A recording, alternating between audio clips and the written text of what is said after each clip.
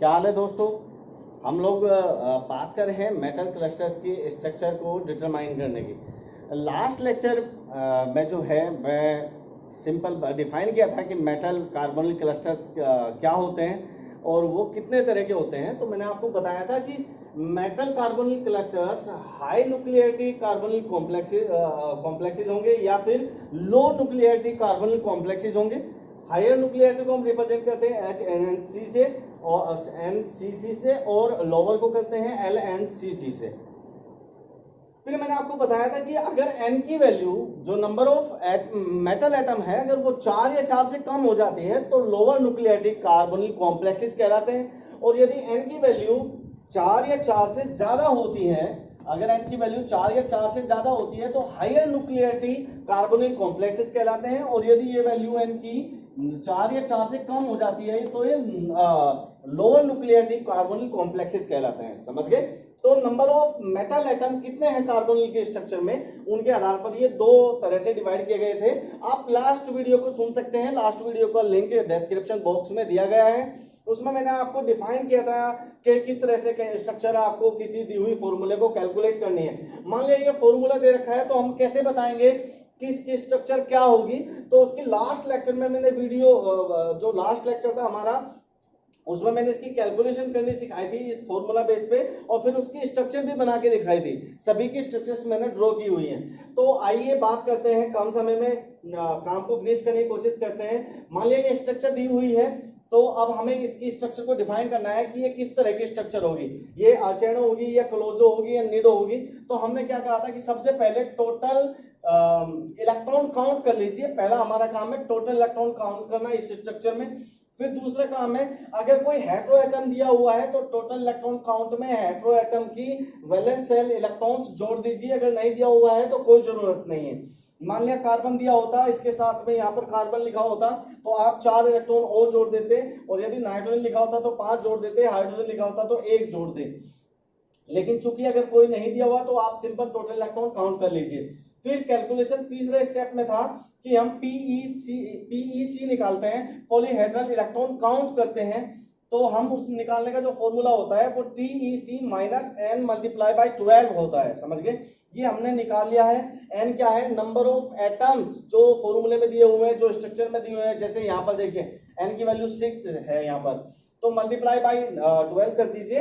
तो अगर जो पीईसी की वैल्यू आएगी उसका हाफ करने के बाद जो आपकी वैल्यू आएगी, अगर वो n-1 के बराबर है तो सुपर क्लोजर स्ट्रक्चर थी, n के बराबर है तो हाइपर क्लोजर स्ट्रक्चर थी, n+1 है तो क्लोजर स्ट्रक्चर थी, n+2 है तो निडो स्ट्रक्चर थी, n+3 है 3 है तो अर्चेनो होगी, और n+4 हो तो हाइपर स्ट्रक्चर थी हमारी। अब कैलकुलेशन करते हैं हम यहाँ पर। मान लिया एक फॉर्मूला दिया हुआ है ये, और कह रहा है कि इसकी स्ट्रक्चर को डिफाइन कीजिए। तो सबसे पहले तो TEC निकालना है, हमारा स्टेप फर्स्ट है TEC निकालने का। तो TEC is equal to RH 9 electron का कंट्रीब्यूशन करता है, ये D7 फैमिली का है तो ओवरऑल 9 इलेक्ट्रॉन्स का कंट्रीब्यूशन करेगा। N कितने हैं? 6 हैं, तो 54 इलेक्ट्रॉन्स का कंट्रीब्यूशन हो गया है। और एक कार्बोनिल 2 इलेक्ट्रॉन्स का कंट्रीब्यूशन करता है, 16 कार्बोनिल है तो मल्टीप्लाई बाय कर दीजिए, 32 इलेक्ट्रॉन्स का कंट्रीब्यूशन करेगा। ओवरऑल TEC आ गया 86। समझ गए? अब PEC निकालने का जो फॉर्मूला होता है वो TEC माइनस N इंटू 12 होता है। तो TEC आ गया हमारे पास 86, और N की वैल्यू है हमारे पास 6 मल्टीप्लाई बाय 12, और ओवरऑल 14 ये वैल्यू आ जाएगी। अब हमारा लास्ट स्टेप था स्ट्रक्चर को निकालने का कि PEC का हाफ करना है आपको। तो PEC half is equal to 14/2 is equal to 7। अब आपको 7 को इस तरह ऑर्गेनाइज करना है, इस तरह से सेट करना है कि ये इस तरह से नजर आए, n+1 या n या n-1, n+2 या फिर n+3, ताकि हम स्ट्रक्चर को डिफाइन कर सके। अब n क्या है? यहाँ पर 6 है, तो हम 7 को किस तरह लिख सकते हैं? 7 को 6+1 लिख सकते हैं। समझ गए? मान लिया ये 8 होता तो हम लिख सकते थे 6+2। मान लिया ये 9 होता तो हम लिख सकते थे, हम लिख सकते थे उस समय, अगर ये 9 होता तो 6+3 लिख सकते थे। अगर ये मान लिया 6 होता, 6 तो n यानी कि n ही लिखते, और यदि ये 5 होता तो n-1 हो जाता है, 6-1 होता। तो इस तरह से इस वैल्यू को ऑर्गेनाइज करना है, सेट करना है आपको कि ये हमारा इस फॉर्मूले में रिफ्लेक्ट हो, इस फॉर्मूले से नजर आए। तो इसलिए हमारा बन गया 6+1 बन गया है 7 और 6+1 यानी कि n+1, n क्या है यहाँ 6 है, समझ गए। तो n+1 के सामने जो स्ट्रक्चर होती है वो है क्लोजो, तो इसका मतलब ये स्ट्रक्चर क्लोजो होती है, समझ गए। जो इस कंपाउंड की स्ट्रक्चर होगी वो क्लोजो होगी, समझ गए ना इतनी बातें। और क्लोजो की स्ट्रक्चर क्या होती है, ऑक्टाहेड्रल फ्रेमवर्क टाइप की होती है, वो मैंने लास्ट लेक्चर में जो है डिफाइन किया था, ड्रॉ की थी इनके स्ट्रक्चर, किस तरह से आपको इनके स्ट्रक्चर्स को ड्रॉ करना है। तो वो मैंने एक बार फिर दोबारा से ड्रॉ कर रहा हूं कि ये एक ऑक्टाहेड्रल फ्रेमवर्क होगा जहां पर 6 मेटल रखे हुए हैं, 1 2 3 4 5 6 6 RH मेटल्स रखी हुई हैं और कार्बोनिल फिर इन पर व्हाटएवर, चाहे वो ब्रिजिंग फॉर्म में हो या टर्मिनल पोजीशन में हो, कहां पर रखे हो उसका इशू नहीं है। जो फ्रेमवर्क है वो क्लोजो टाइप का फ्रेमवर्क होगा इस स्ट्रक्चर का, ठीक है। तो ये आपको स्ट्रेटेजी सिस्टमेटिकली लगानी है और आप कैलकुलेट कर सकते हैं सिंपल तरीके से स्ट्रक्चर को, ठीक है।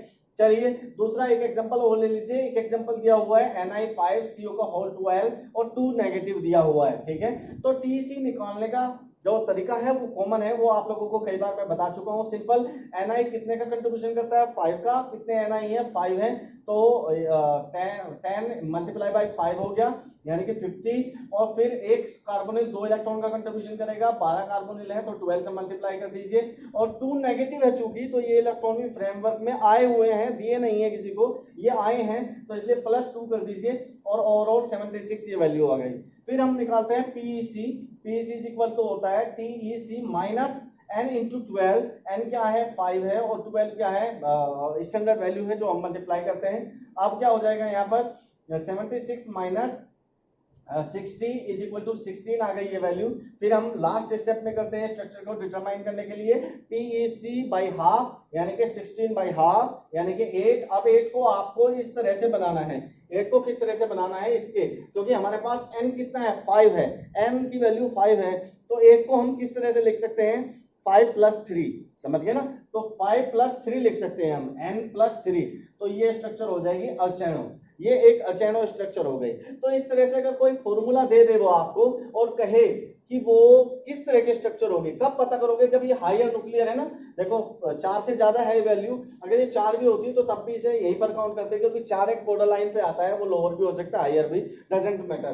तो हायर न्यूक्लियर कॉम्प्लेक्सेस, न्यूक्लियरिटी के जो मेटल कार्बन कॉम्प्लेक्सेस हैं उनकी स्ट्रक्चर को पता करने का एक स्ट्रेटेजी है, एक प्लान है, एक फॉर्मूला है, और वो आपको सिस्टमेटिकली लगाना है तो आपके सामने स्ट्रक्चर आ जाएगी, ठीक है।